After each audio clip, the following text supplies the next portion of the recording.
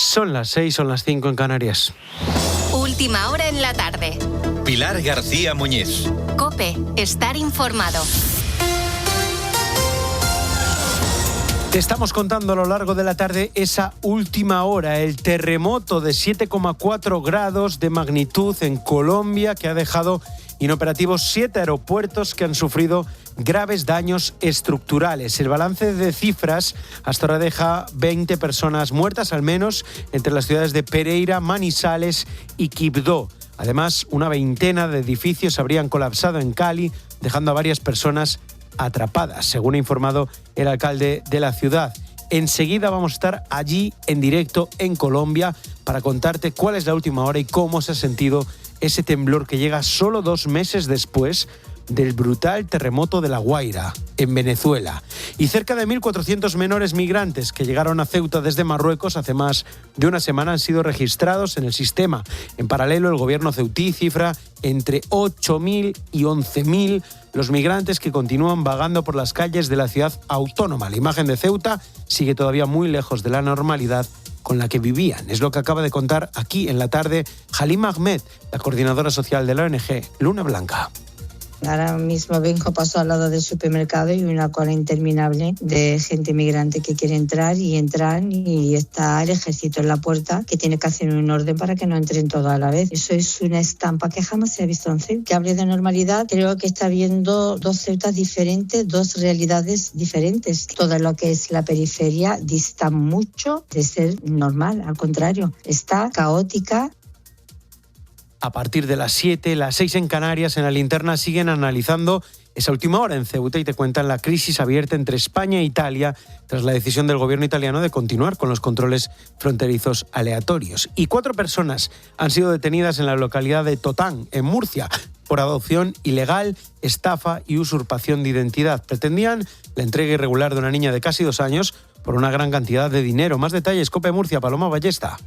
La investigación comenzó tras la alerta de los servicios sociales del municipio. La familia interesada habría llegado a pagar unos 20.000 euros a la madre de la menor. Los investigadores descubrieron además que los implicados habrían simulado que el proceso era legal con una supuesta abogada especializada y llamadas falsas para dar credibilidad a la operación. Sobre ello habla el portavoz de la Policía Nacional en Murcia, Diego Seral. Los progenitores establecieron una serie de pagos semanales y mensuales para que la familia adoptante pudieran ver a la menor, simulando la implicación de una abogada especializada y de una guardería donde estaría siendo atendida la niña, abonando una cantidad de hasta 20.000 euros por diferentes conceptos y gastos relacionados con este procedimiento totalmente irregular. Además de adopción ilegal, los 4 arrestados están acusados de delitos de estafa y usurpación de identidad. Y en los deportes, el Rayo Vallecano podrá jugar su primer partido de Liga en Butarque, en Leganés, tras la clausura de Vallecas. Pablo García. Sí, todavía no hay nada oficial, pero el Leganés ha lanzado un comunicado en el que declara que tras llegar a un acuerdo, el conjunto de Vallecas podrá jugar en Butarque si así lo necesita. En este acuerdo ha estado presente la cooperación de la Comunidad de Madrid, la que a través de Mariano de Paco, consejero de Deportes, ya lo dejó claro en su visita al partidazo hace unos días. Lo que me decía el Rayo es que en Leganés podrían jugar los 3 primeros partidos y yo lo que le he dicho es que la Comunidad de Madrid podría plantearse ofrecer ayuda para el primer partido. Pero antes de eso, lo que le he dicho es que entendía que era una obligación más del club que el partido se disputara en Madrid, en la Comunidad de Madrid, no en Burgos. Novedades también en el entreno del Real Madrid. 4 mundialistas vuelven: Mbappé, Konaté, el campeón del mundo Cucurella y Tchouaméni, que ha entrenado en solitario por molestias en el muslo. Ya solo queda los de Mourinho que llegue el inglés Jude Bellingham. En el Barcelona hoy ha habido novedades en el caso Ferran Torres y el club azulgrana ha rechazado una primera oferta del PSG por el jugador de Follos de 50 millones. Y en el Atlético de Madrid hoy no ha habido encuentro entre el Cholo Simeone y Julián Torres porque el entrenador argentino tenía 2 días libres tras la gira por Seúl.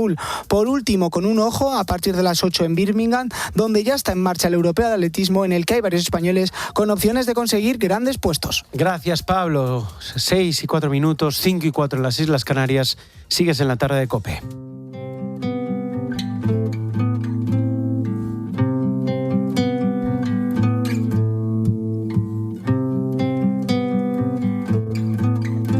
Sigues en esta tarde de COPE, la tarde de Pilar García Muñiz. Yo soy Israel Remuñán y vamos a estar contigo hasta que llegue la linterna a las 7 de la tarde, donde seguro que también van a seguir ampliándote esta última hora que hemos conocido hace unos minutos, ese terremoto magnitud 7,4 en la escala Richter que ha sacudido Colombia, con un epicentro en la zona del Pacífico y que deja al menos 20 muertos.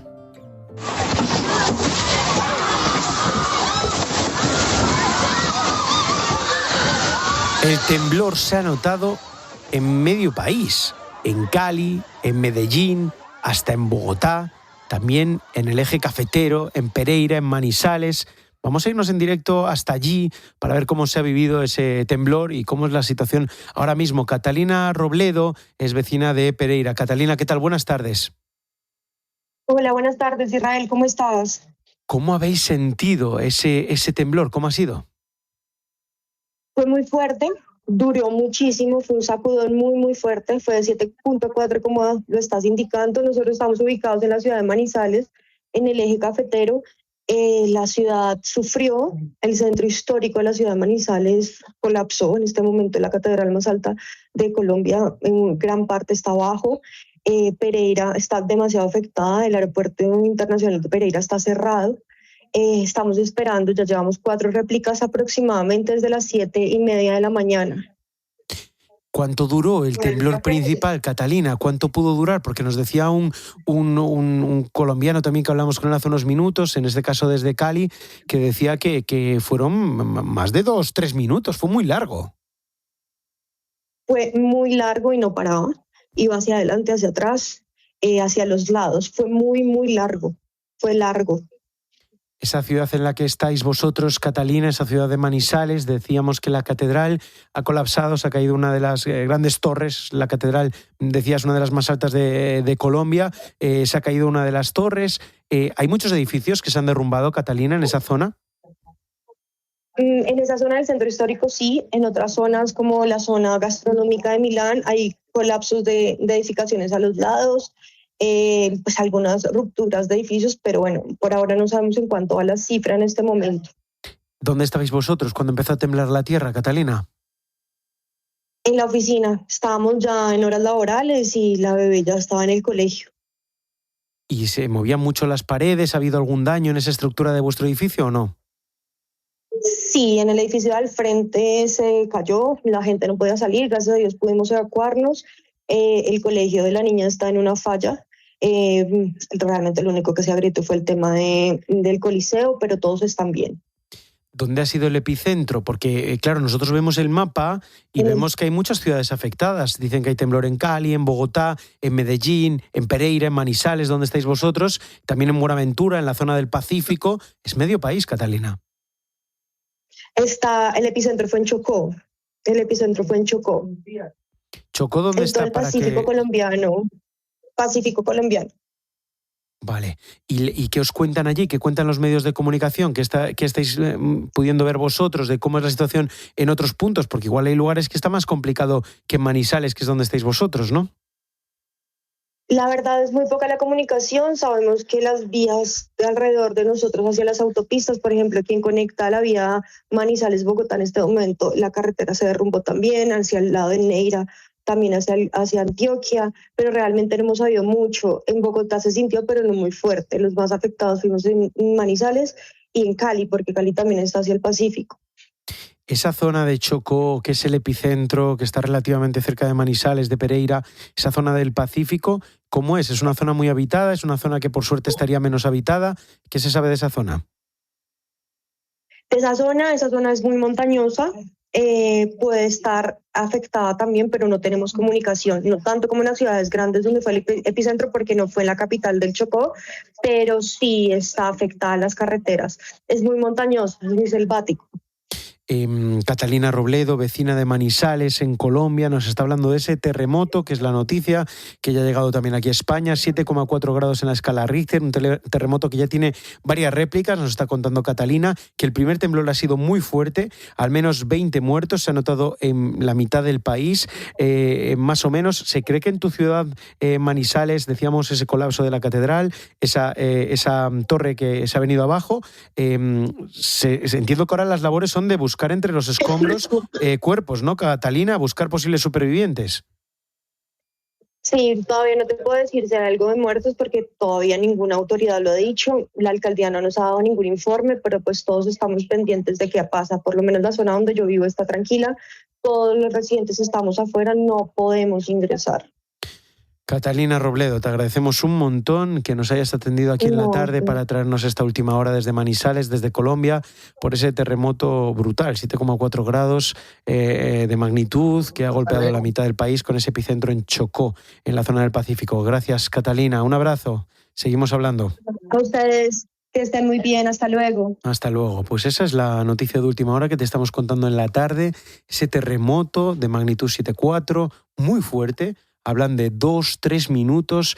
Es la percepción de los que lo han vivido allí en Colombia. Ha golpeado muchísimos puntos del país, desde Medellín, Pereira, Cali, Quibdó, ese epicentro en Chocó, que es la zona del Pacífico, una zona más montañosa. También se ha notado en Bogotá, por suerte, esa zona de Chocó parece que es un poco más montañosa, que no hay núcleos de población tan importantes como en otros lugares, pero nos contaba aquí también hace unos minutos Javier que en Cali se habla de unos 500 casas, edificios que estarían colapsados. Bueno, hay que ver esa información, si se confirma, nos lo contaba aquí este vecino de Cali hace unos minutos. Hay que ver si se confirma. Por ahora las cifras son de más de 20 muertos, se sigue buscando también a desaparecidos. Y es que este terremoto de Colombia llega cuando aún tenemos en la mente lo sucedido en el país vecino, lo sucedido en Venezuela hace ya 2 meses en esa zona de La Guaira, ese terremoto que golpeó de forma tan dura, ese doble sismo, algo tan inusual, que golpeó de forma tan dura la zona de La Guaira, la zona de Caracas, y que dejó más de 5.500 muertos, además de los que se siguen buscando debajo de los escombros. La noticia hoy es su país vecino. En su país vecino está, en Colombia, en esa zona del Pacífico, zona de Manizales, Pereira, Chocó, Cali. Para que te hagas una idea, es el centro oeste del país, aunque se ha llegado a sentir también en Bogotá, que es pleno centro de Colombia. Es esa zona preciosa del eje cafetero, de los cafetales, una zona muy verde, con pueblos de casas bajas, que eso podría haber hecho que en algunos puntos también el terremoto sea menos devastador, pero en lugares como Cali sí que hay edificios altos. Bueno, cualquier información que nos llegue desde allí, desde Colombia, la iremos ampliando aquí en la tarde y también en la linterna, seguro, a partir de las 7 de la tarde. Terremoto en Colombia, 7,4 grados en la escala Richter.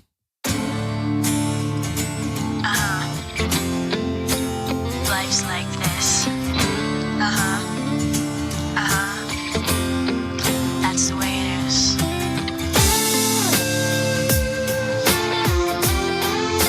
'Cause life's like this.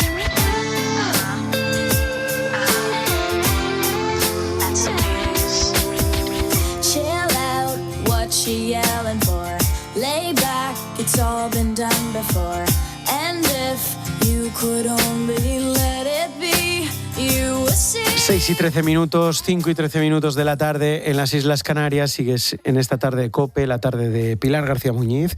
11 días después de la entrada masiva desde Marruecos, esa cifra que eleva el gobierno ahora, 80.000 personas que habrían cruzado en apenas 2 días esa frontera del Tarajal. La mayoría regresó después a territorio marroquí, pero la ciudad continúa gestionando las consecuencias de esa llegada masiva. Ahora preocupa que pueda repetirse también, porque en redes sociales marroquíes circulan mensajes que convocan un nuevo intento para este sábado 15 de agosto, mientras España refuerza la vigilancia y restringe, y esa es la noticia que conocíamos hoy, restringe permisos entre guardias civiles y militares destinados en la zona. Es decir, quieren que todos estén operativos en los próximos días allí en Ceuta para que no vuelva a repetirse lo que se vivió los días 30 y 31 de julio.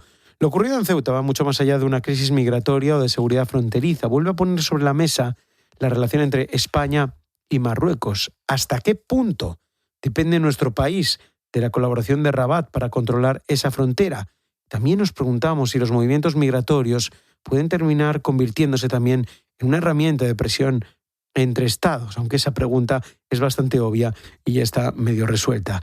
Está luego además la dimensión europea, porque Ceuta es frontera española, pero también frontera exterior de la Unión Europea, frontera sur. Manuel Gazapo es doctor en Relaciones Internacionales por la Universidad Complutense y es una figura de referencia a la que siempre llamamos cuando hay temas de este tipo y preguntas de este tipo. Manuel, buenas tardes. Muy buenas tardes, un placer estar con ustedes.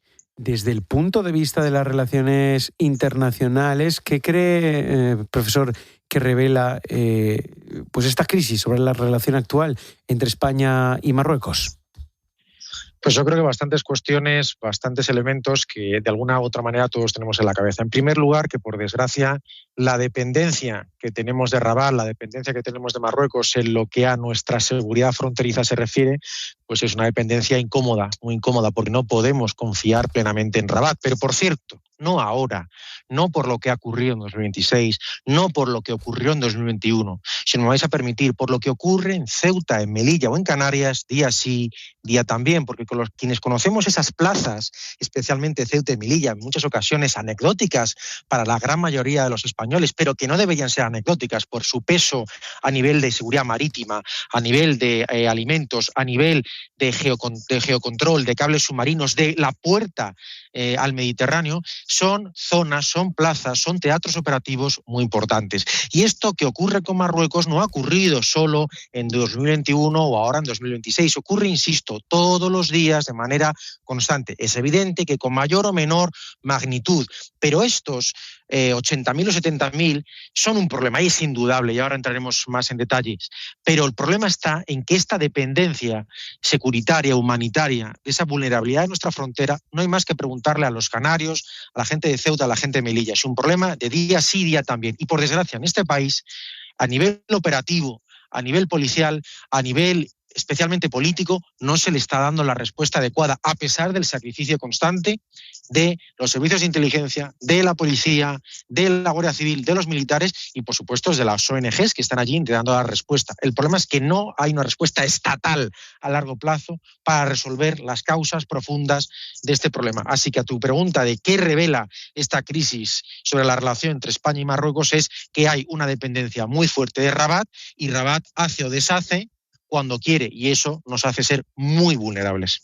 Manuel, mejor no lo ha podido explicar, profesor, porque además nosotros en este programa que estuvimos haciendo la tarde desde Ceuta la semana pasada, en los días posteriores, esa entrada masiva, intentando percibir un poco cómo estaba el ánimo de los ceutíes, pero también intentando saber cómo se sentían los que acababan de entrar, nos hablaban de una convocatoria a través de redes sociales, enseguida vamos a preguntarte por ello, pero también los ceutíes nos contaban esa sensación de abandono, que se sentían abandonados, que se sentían españoles de segunda, es decir, ausencia del Estado, de esa respuesta, ausencia del gobierno, ausencia también de la figura del rey, que tiene una lectura mucho más allá, porque el rey no puede ir allí por iniciativa propia, que seguramente habría estado ya si fuese por iniciativa propia, sino porque debe decidirlo Moncloa. Se sienten que están solos, Manuel. Sí, correcto, pero esa es la realidad. Y esto es una realidad que, por desgracia, descubrimos, lo cual ya es inquietante, descubrimos ahora. La problemática de Ceuta y Melilla, no hay más que hablar con los taxistas, con los empresarios, con los paradores, con los hoteles, con la gente que es española de muchas generaciones o gente que es de la zona del Magreb o del Magreb, es decir, que son de Argelia, de Libia, y que se han nacionalizado y son gente que aporta muchísimo a la economía española y concretamente a la economía de Ceuta y Melilla. Y son gente que está aportando muchísimas cosas a nivel cultural, a nivel económico. Esa gente ha hecho sus procesos de nacionalización y regularización de manera adecuada y de repente ven esto, 70.000, 80.000 personas, yo el otro día lo explicaba, es prácticamente, o si no más, el aforo de estadios como el Bernabéu o el Estadio del Atlético de Madrid. Es una barbaridad para ciudades, para comunidades autónomas que están saturadas, pero no hace falta que sean 70.000 o 80.000, es que sean decenas todos los días. Esa gota constantemente acaba acaba desgastando, acaba haciendo inoperable la gestión. Por lo tanto, surge la idea de que son españoles de segunda o más de segunda o de tercera, que verdaderamente de ellos solo se habla cuando esto ocurre. Y el otro día, disculpen las analogías, yo hacía el paralelismo de los incendios. Solo hablamos de los incendios en España en agosto, cuando se quema España, porque durante el año no se ha trabajado de manera preventiva en las labores de concienciación, desbrozamiento, etcétera, etcétera. Y descubrimos, nótese la ironía, que España tiene un problema con los incendios. No perdonen, habrá que hacer autocrítica a nivel social, a nivel sociedad civil, a nivel política. El problema es que durante los otros 364 días del año no se ha llevado a cabo un trabajo preventivo. Pues lo de Ceuta y Melilla es igual. La gente de Ceuta, la gente de Melilla, la gente de Canarias se cansa de que en la península no se haya tratado esto de manera razonable, profesional y seria durante el resto del año, porque el problema no es que en un día entren 70.000 o en un día se te quemen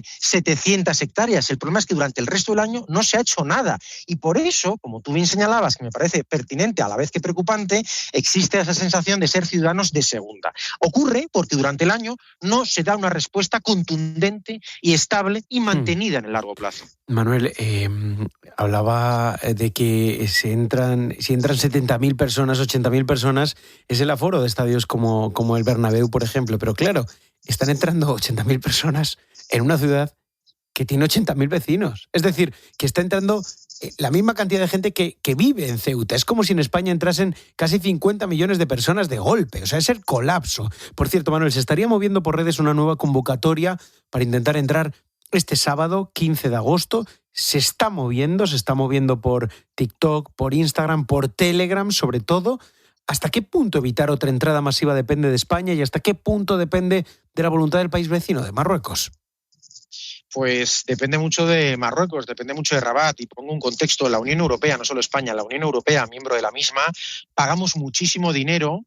Esto es una de las cosas que muchas veces se desconoce, para, de alguna manera, subcontratar o externalizar la gestión de los flujos migratorios que acaban llegando a la Unión Europea, y pagamos mucho dinero a Marruecos o a otros estados, como por ejemplo puede ser Mali. ¿Esto qué quiere decir? Que nosotros, las fronteras de la Unión Europea, ese famoso espacio Schengen desde el que estamos hablando ahora últimamente mucho, porque otros países, como veremos también, han solicitado pausarlo, suspenderlo, no podemos esperar a bloquearlo o a preparar o a frenar esos flujos en nuestra frontera. Requiere de que otros países socios, terceros países, lo gestionen. Estamos hablando en este caso de Marruecos. No depende, por ende, solo de las fuerzas y cuerpos de seguridad del Estado de España, porque, como tú bien señalabas, en unas regiones, en unas localidades tan sensibles como Ceuta y Melilla, no podemos pretender que unos cuantos centenares de policías, de guardias civiles y unos cuantos millares de nuestros militares hagan frente a unas masas sociales que son absolutamente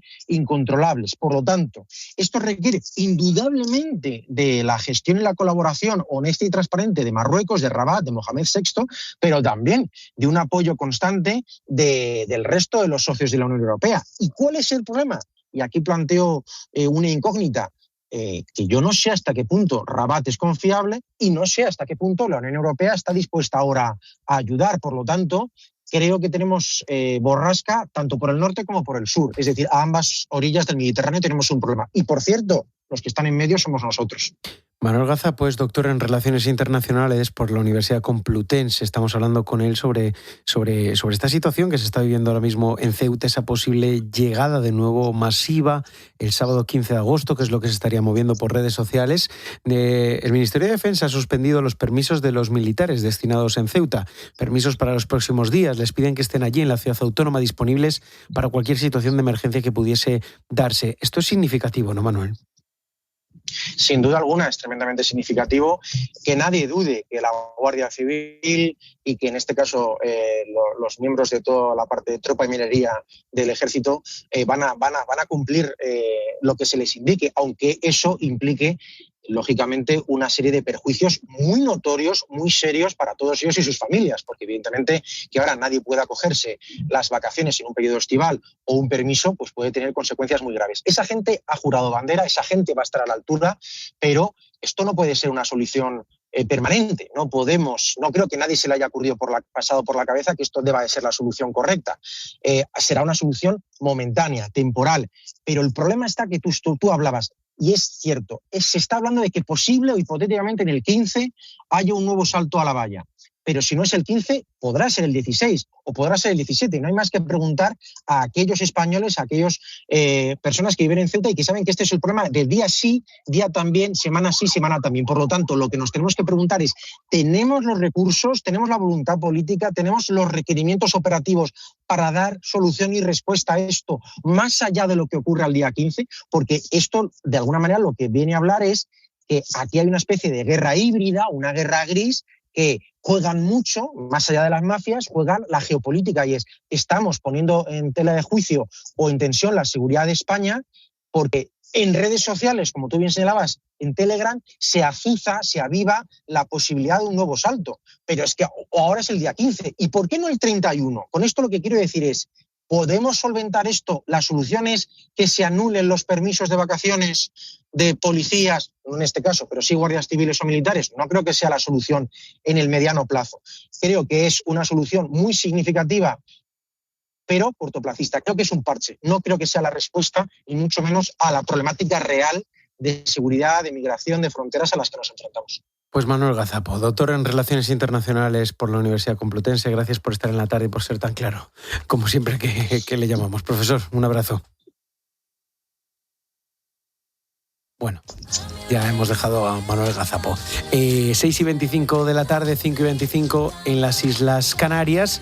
Es lo que nos ha contado sobre la situación en Ceuta y esa posible llegada masiva también preparada para el día 15 de agosto, para ese sábado 15 de agosto, que se estaría moviendo por redes sociales y también pendientes, estamos en esta tarde, del terremoto de Colombia, 7,4 grados en la escala Richter.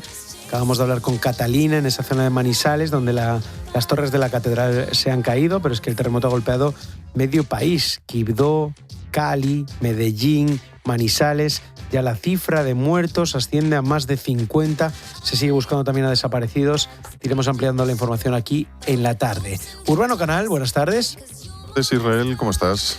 Vamos a hablar también con nuestros oyentes, llevamos hablando toda la tarde, pero estamos escuchándoles sobre visitas inesperadas a raíz del eclipse. Que mucha gente se mueve a casa de otro a verlo, pues sobre eso estamos hablando. Sí, por si tú tienes ahí una vista privilegiada del eclipse y piensas que vas a tener una visita inesperada de unos familiares o unos amigos de estos que solo te saludan cuando tienen interés, pues mira... Cuando hay un eclipse, cada 100 años... Claro, otro evento similar. No sé, podemos imaginar una boda, por ejemplo. Este truco de Alberto de Algeciras, atención, dice que funciona, vamos a escucharlo. Buenas tardes a la gente. Mira, cuando tengáis visitas de estas pedigüeras, como le digo yo, digo que no se van ni con lejía, hacedme caso, poned una escoba al revés detrás de la puerta, que no lo vean. Os garantizo que se van. Venga, un beso y buenas tardes a la gente. Buenas tardes. Pues si queréis que se vayan, efectivamente, una escoba puesta detrás de la puerta hacia arriba. Yo no lo he probado, pero dice Alberto de Algeciras que funciona y esto hay que creérselo. Esperamos mensajes. En el 607 15 0602. Enseguida te vamos a contar los lugares de España en los que, aunque estén dentro de la franja de totalidad, pues que igual vas para allí y te quedas sin ver el eclipse. Y también porque puede haber una montaña que te lo esté tapando o que el oeste no esté despejado. Y también te vamos a contar el tiempo que va a hacer, si va a haber nubes o no. Eso por el norte preocupa un poco. Enseguida te lo contamos. La tarde. Pilar García Muñiz. COPE. Estar informado. La actualidad no se detiene al mediodía. Hola, ¿qué tal? Muy buenas tardes. Nosotros tampoco. Te recuerdo que estamos contigo desde la 1 de la tarde. Este verano sigue conectado a Mediodía COPE, de lunes a viernes desde la 1. ¿Y cómo estás? Seguro que estás achicharrado o achicharrada. Es que no se habla de otra cosa. Hace calor. Y a partir del 31 de agosto te esperamos en una nueva temporada juntos con Pilar García de la Granja.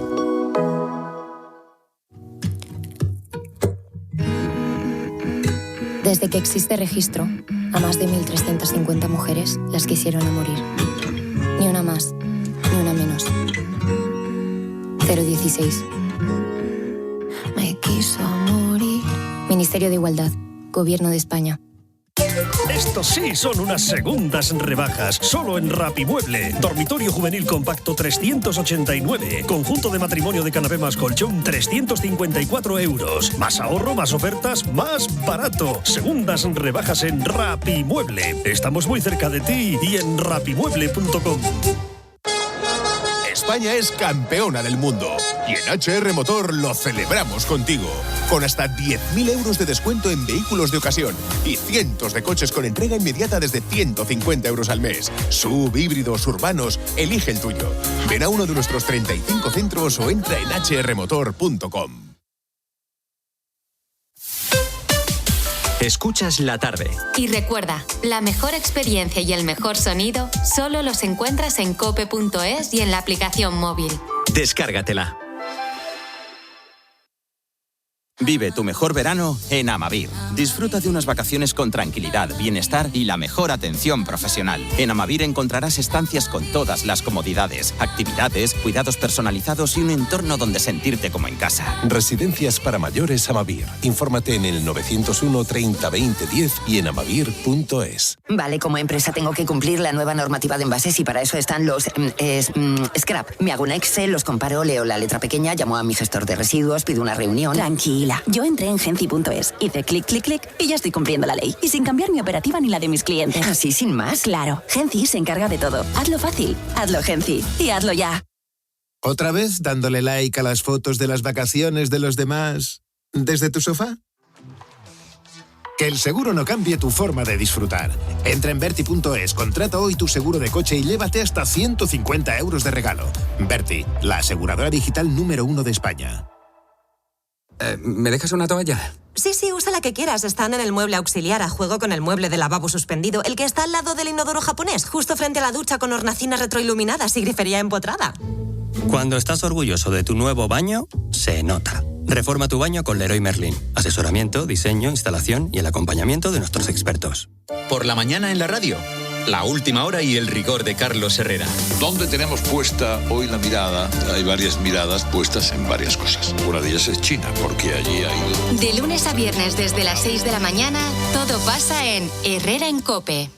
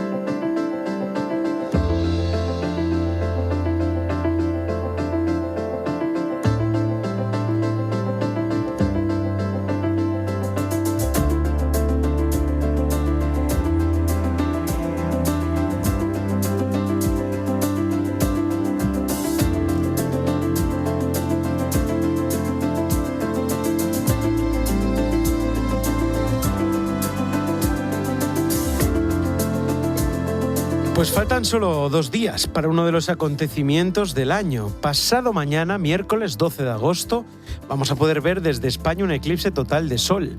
El primero que se puede ver desde la península en más de un siglo. Si eres de los que ya tienen preparado el plan, el hotel, el pueblo, el mirador, la carretera, la excursión, cuidado, porque hay 2 cosas que todavía pueden chafarte este plan. La primera está delante de ti. Una montaña, una loma, unos árboles o incluso un edificio. Y la segunda está por encima, las nubes, porque este eclipse tiene una particularidad importante. La totalidad va a producirse prácticamente al atardecer, con el sol muy bajo sobre el horizonte oeste.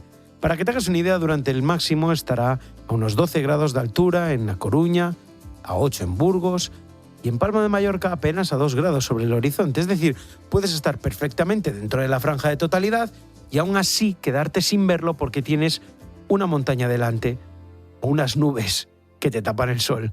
José Carlos del Toro es doctor en física, investigador científico del CSIC en el Instituto Astrofísico de Andalucía. José Carlos, ¿qué tal? Buenas tardes. Hola, buenas tardes. ¿Qué tal? Lo primero, primera pregunta, ¿por qué en este eclipse es tan importante no solamente estar dentro de la franja de totalidad, sino elegir muy bien el punto exacto del que vamos a mirar? Porque, como decimos, una montaña pues el hecho de estar en un valle, en una zona un poquito más baja, te lo puede chafar todo. Pues poco más se puede decir a lo que ya has comentado.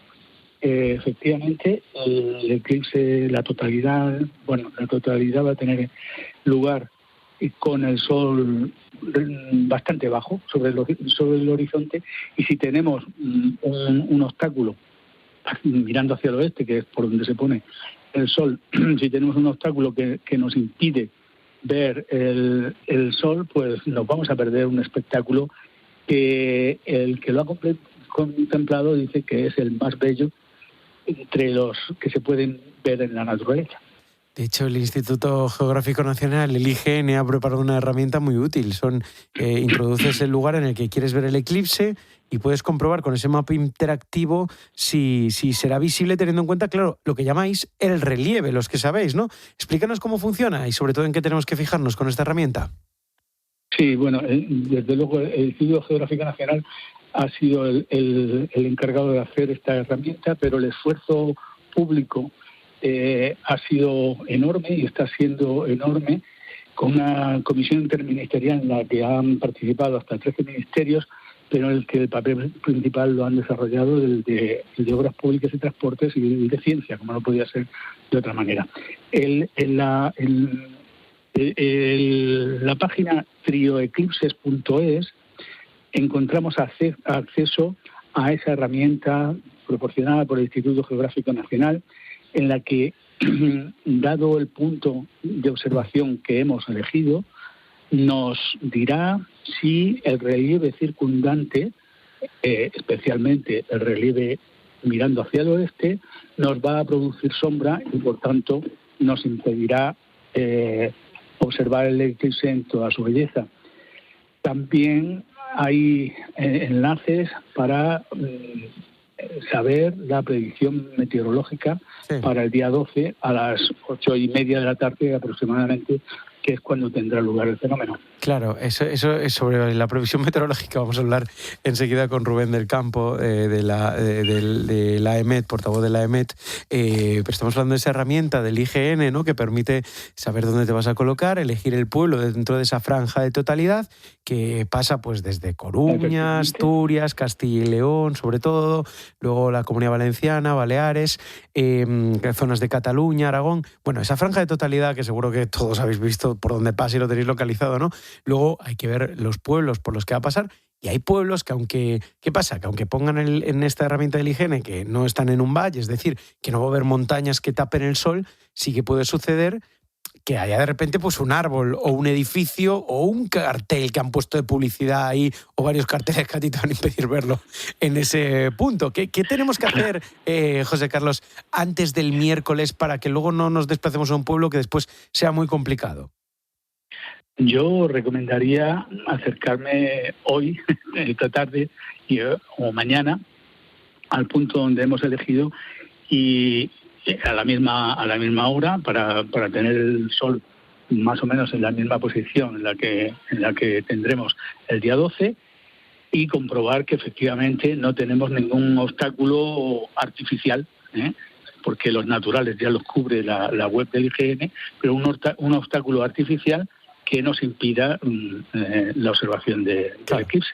Mejor ir con antelación, ir hoy, porque si no, a partir de mañana ya va a haber muchos atascos y muchos desplazamientos. O sea, se esperan desplazamientos masivos por toda España hacia esa zona de lo que es la banda de totalidad, esa franja de totalidad donde el sol va a quedar completamente oculto, porque hay mucha diferencia entre que quede un 99 a que quede un 100%, ¿no? O sea, no tiene nada que ver, José Carlos, una cosa con la otra.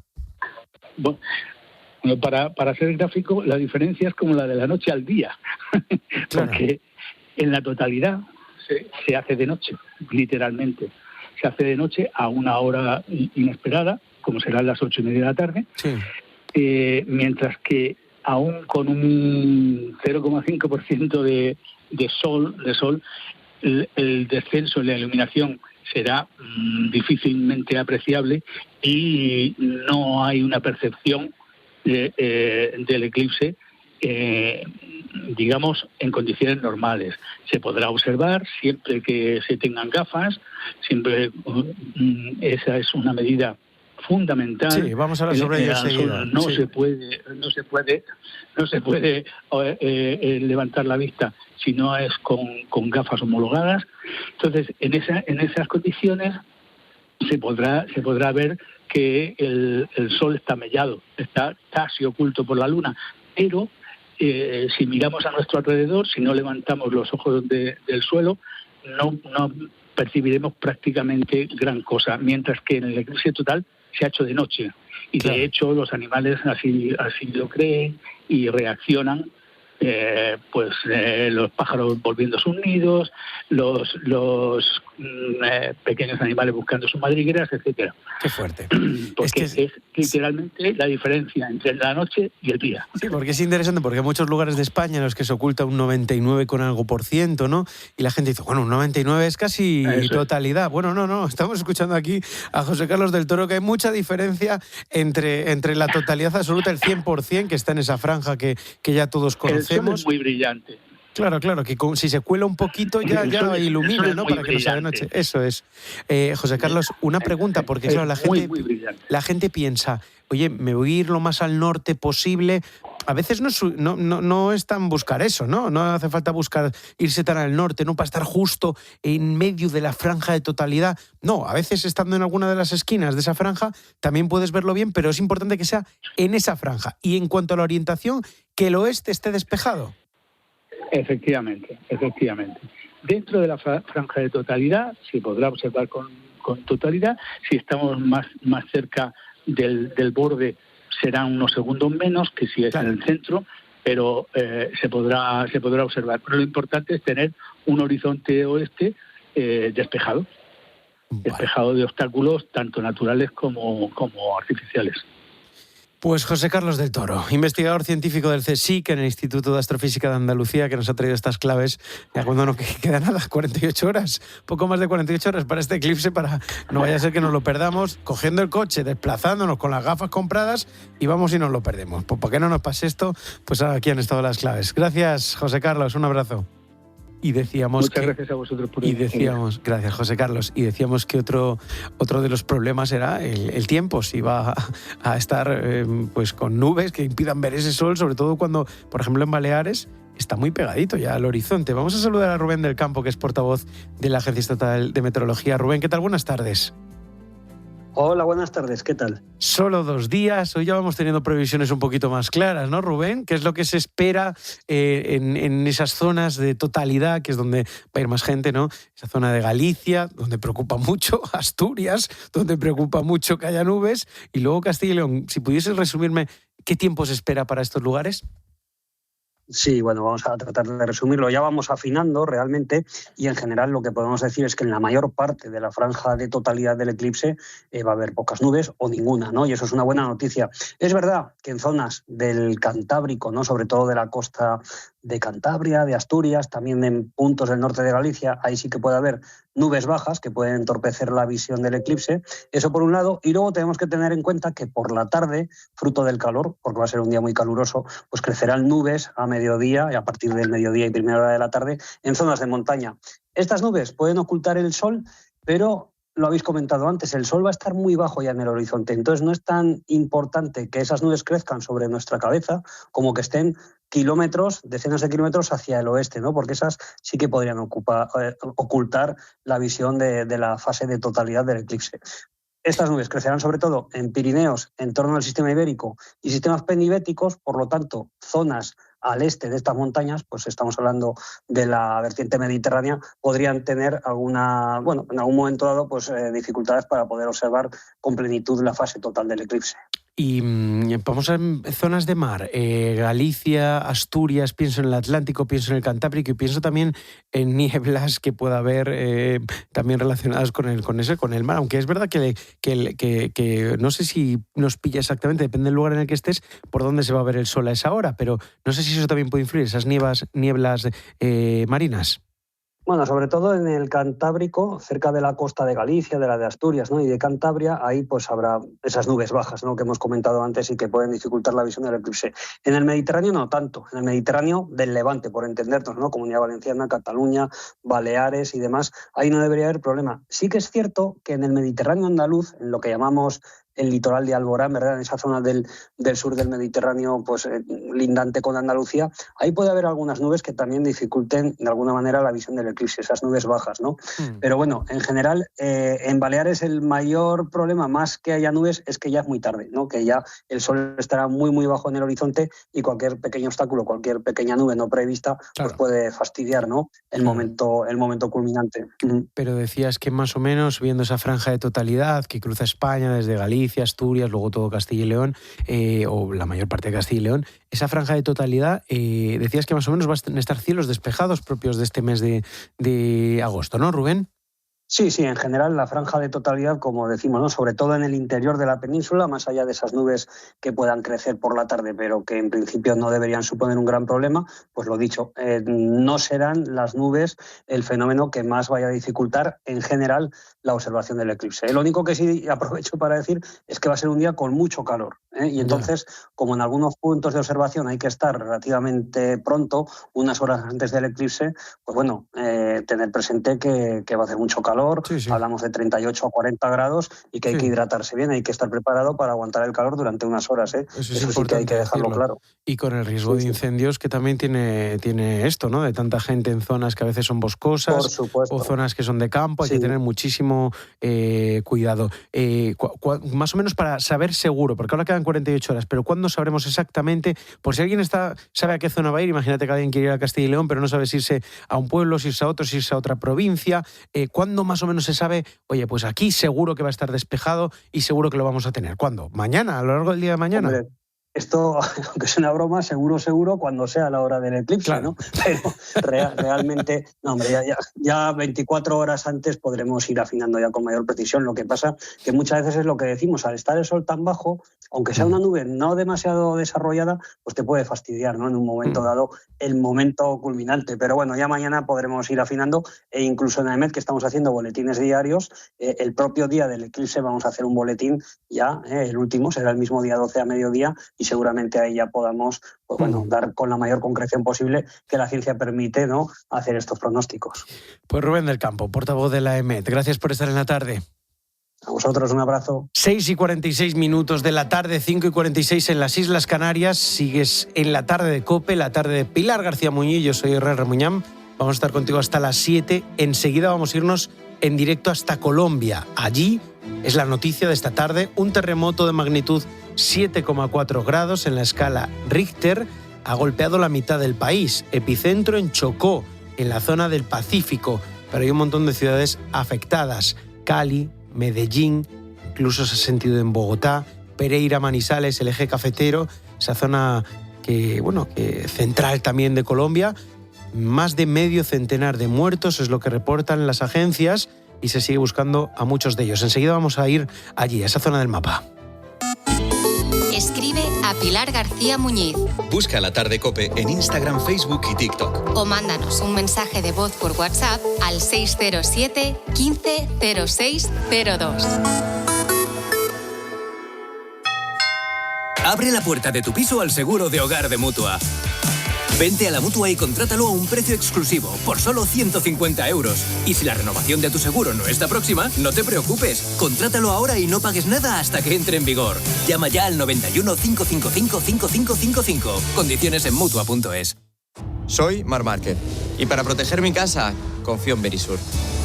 Y es que con Verisur podrás irte muy tranquilo de vacaciones, porque además de proteger tu casa las 24 horas, con la app podrás conectarte a las cámaras y comprobar que todo está bien.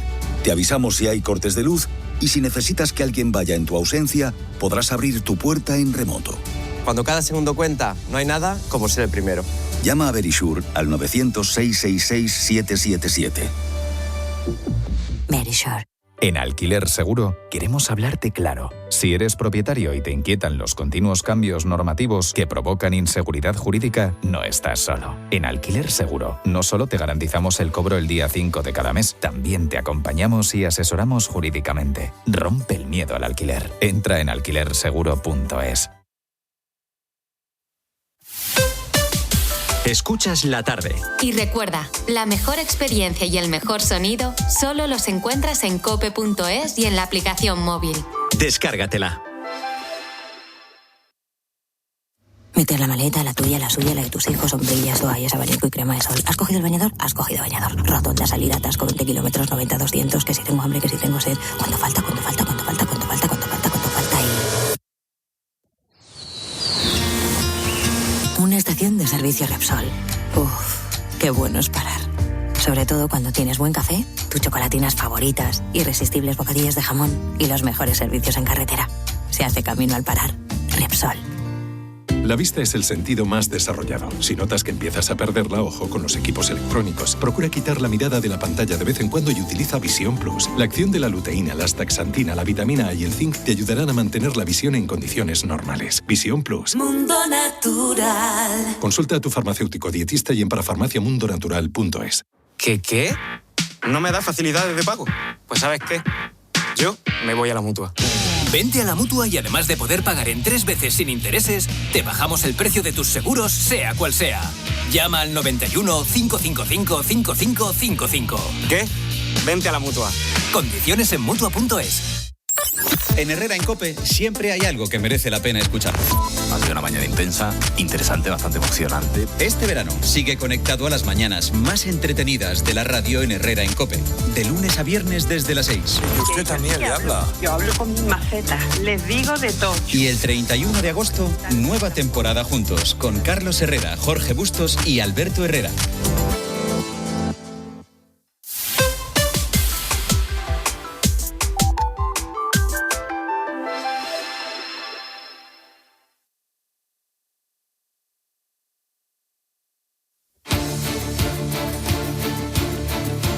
Siete menos 10 de la tarde, 6 menos 10 en las Islas Canarias. Sigues en la tarde de COPE, la tarde de Pilar García Muñiz. Yo soy Israel Remuñán y voy a estar contigo hasta que se encienda la linterna en menos de 10 minutos, contándote aquí esa última hora que te contamos al inicio de la tarde y que se ha ido ampliando la información, que se ha ido renovando y que cada vez conocemos más el alcance de ese brutal terremoto que ha sufrido esta tarde, hora española, por la mañana, en Colombia, que ha sacudido medio país. Se contabilizan al menos 50 muertos repartidos entre Pereira, Manizales, Quibdó. Ha temblado medio Colombia.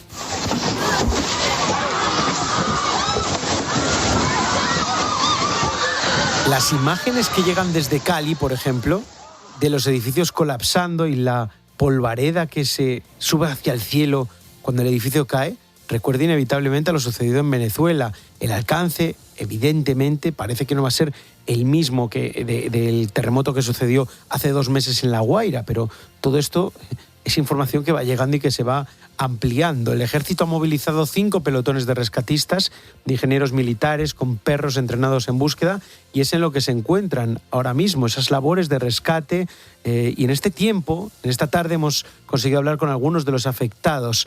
Natalia es enfermera en Medellín. Cuando ha sucedido todo, Natalia se encontraba en su puesto de trabajo dentro de un hospital repleto de pacientes. En el momento del temblor, pues, realmente tocó evacuar a todos los pacientes. Gracias a Dios, pues estábamos en un edificio de 2 pisos. Sí hubo daños en la infraestructura leves. Nos tocó estar afuera de la sede bastante tiempo esperando que nos dieran aval para ingresar. El temblor fue demasiado fuerte. Se sentía cuando crujía la tierra y la infraestructura sonaba horrible.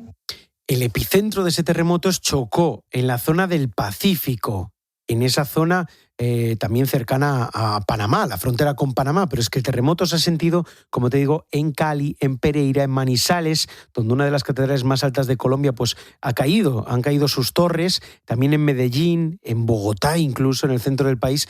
Vamos a irnos en directo hasta Medellín, porque ahí nos está escuchando Alejandro Paul. Alejandro, ¿qué tal? Buenas tardes. Alejandro, buenas tardes, Israel. ¿Cómo está? Pues aquí un poco asustados con todo esto que ha pasado. Hace nada habéis tenido otra réplica, ¿no? Sí, hemos tenido alrededor de 14 réplicas.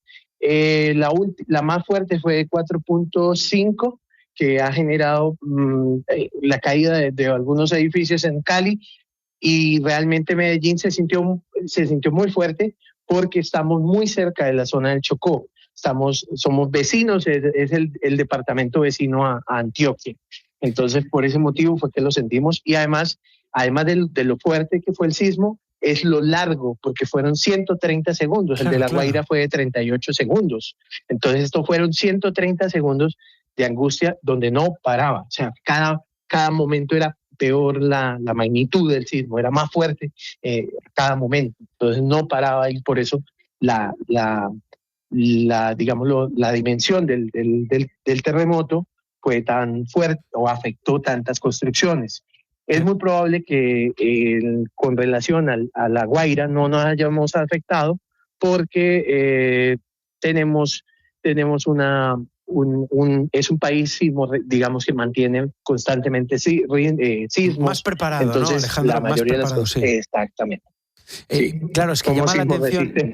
Claro, llama la atención cuando se ven las imágenes, como es verdad que en la Catedral de Manizales, pues sí que es verdad que una de las torres se cae, la otra queda muy afectada, pero es curioso cómo se ve, cómo se mueven los edificios de lado a lado durante 130 segundos, lo venimos contando aquí en la tarde, que eran más de 2 minutos de terremoto, se mueven los edificios de un lado a otro, y algunos caen, pero otros muchos se mantienen en pie, Alejandro. Sí, las carreteras, los buses, el metro de Medellín también se movió muchísimo. Entonces fue angustiante porque no paraba. Era la mayor angustia. Alejandro, a ti te pilló en un cuarto piso, ¿no? Sí. A mí me agarró en un cuarto piso. Gracias a Dios, pues todos estamos bien. Algunas fisuras, grietas en el edificio. Estamos esperando la evaluación de los técnicos para ver cómo ha mantenido. La mayoría de las construcciones acá, pues algunas se han visto afectadas, pero realmente estamos bien. Y estamos esperando también con la organización Códices poder hacer una evaluación y de acuerdo a lo que nos digan los PMU, que es el mando unificado, los puntos de el mando único de Colombia, sí. Decimos, dices la organización esa, os dedicáis a trabajar con niños, ¿no? Si no me equivoco, Alejandro. No, nosotros trabajamos con protección, con educación y con desarrollo comunitario. Entonces tenemos un equipo experto en salud mental y gestión del riesgo. Y por ello trabajamos en estos procesos, estamos acompañando, todos somos del tema humanitario. Pues tú verás, ahora mismo el trabajo que tenéis por delante es importante, porque con este terremoto que estamos contando aquí en la tarde, 7,4 grados en la escala Richter, que ha sacudido hace unas horas Colombia, cuando eran las 7:30 de la mañana más o menos en Colombia, que ha sacudido medio país. 38 minutos. 7:38. Fue muy duro. Ha durado 130 segundos, nos contaba Alejandro desde Medellín, que nos está atendiendo ahora en directo. Él lo vivió en un cuarto piso, se movió todo, hay grietas en su edificio, pero por suerte pues parece que es un país pues eso más adaptado a estos sismos, a estos terremotos y a estos temblores, y por suerte pues hace pensar que la tragedia no podría estar en la magnitud de La Guaira, de ese doble sismo de Venezuela, pero aún así el temblor ha sido gordísimo, 7,4 grados durante más de 2 minutos, nos lo ha contado Alejandro y nos lo han estado contando otros colombianos a lo largo de la tarde que hemos hablado con ellos. Gracias, Alejandro, por atendernos. Con todo gusto, Israel, y estamos atentos para servirles en lo que necesiten y en darles el reporte que requieran. Gracias, Alejandro. Un abrazo. Saludos a España. Saludos a Colombia también, hermanos y amigos que conocemos muy bien. Esta es la última hora que hemos contado en la tarde. Sigue subiendo la cifra de fallecidos en ese terremoto de Colombia. Más de 50 muertos. Se sigue buscando a desaparecidos. Seguro que a todos los oyentes os suena por lo sucedido hace 2 meses en Venezuela, esa tragedia de La Guaira, solo 2 meses después. Ahora el país golpeado es Colombia, en este caso la zona de Chocó del Pacífico. Hemos estado a lo largo de la tarde en otras ciudades que también han temblado: Cali, Medellín, Pereira, Manizales, donde han caído las torres de la catedral. Bueno, seguirán ampliando la información en la linterna que se enciende ya en 2 minutos.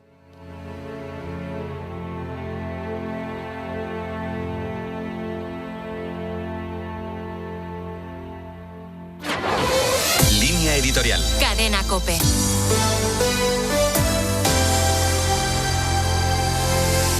La decisión de la primera ministra italiana Giorgia Meloni de hacer controles documentales a los ciudadanos españoles que llegan a ese país como supuesta medida contra la inmigración ha provocado la respuesta española que está aplicando el mismo principio a los ciudadanos italianos.